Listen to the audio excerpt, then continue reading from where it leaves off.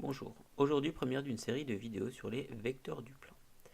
Alors on va commencer par s'intéresser à la notion de translation. Pour cela on considère trois points A, B et C dans le plan avec A et B qui sont distincts, c'est-à-dire différents. Donc je les ai tracés ici.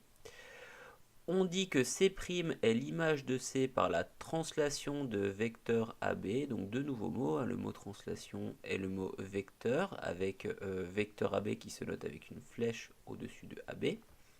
Si les segments BC et AC' ont même milieu. Alors comme ça, c'est pas une définition qui est très parlante, donc on va la préciser. Plutôt que de dire si BC et AC' ont même milieu, on pourra aussi dire que ABC'C, donc le quadrilatère ABC'C, est un parallélogramme. Alors éventuellement plat, on verra juste après pourquoi. Donc, qu'est-ce que ça veut dire ça? Ça veut dire que si j'ai mes deux points A et B et mon point C, eh bien je peux tracer mon image de C, donc C' par la translation de vecteur AB, en m'arrangeant pour faire un parallélogramme.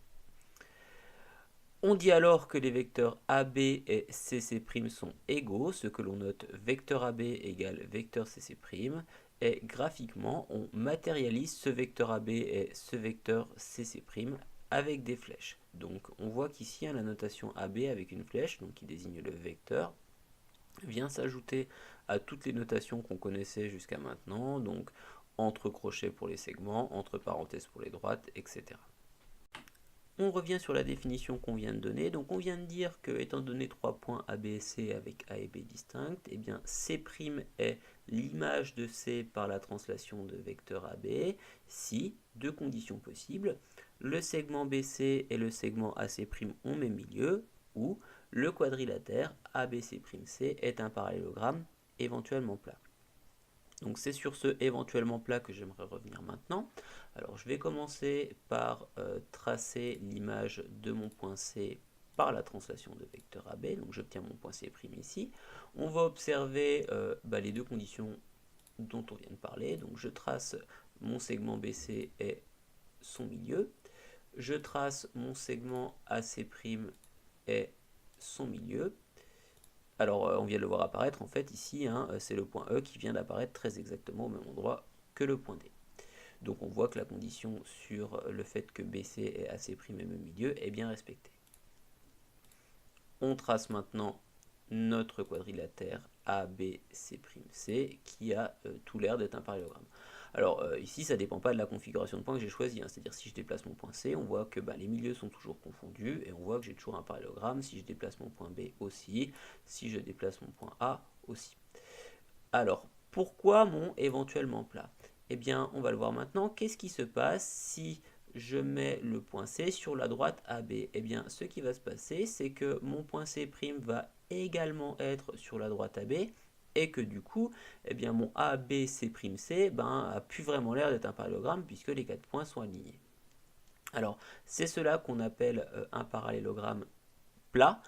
Eh bien c'est la configuration dans laquelle les quatre points sont alignés, mais que, on le constate ici, nos points D et E, qui étaient les milieux respectifs de BC et AC', sont bien confondus. D'accord? Donc c'est ce qu'on appellerait éventuellement plat, et c'est pour ça qu'on est obligé de donner, si on veut être tout à fait rigoureux, la condition sur les milieux de BC et AC', alors que concrètement, comme on va le voir dans l'exemple qui suit, eh bien c'est quand même plus facile de se dire qu'on trace un parallélogramme.